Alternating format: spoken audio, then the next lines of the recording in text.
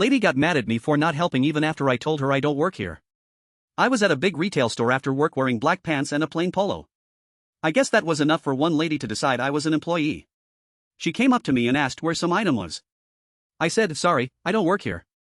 She stared at me like I had just personally ruined her day and said, well, you are standing here, aren't you? I laughed a little because I thought she was joking. She was not.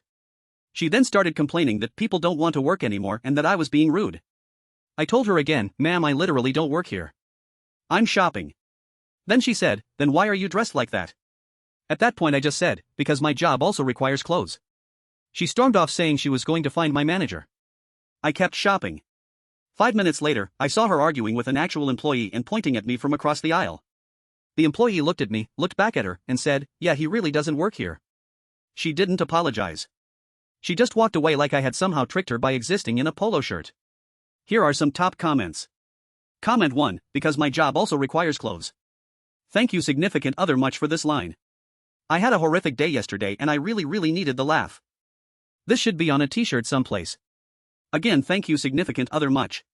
Comment 2, my spouse makes deliveries to small stores and gas stations and has to be very careful about which color shirt he wears to work that day based on what stores he is delivering to because this happens to him at least once a month. Why doesn't anyone ever believe that person doesn't actually work there?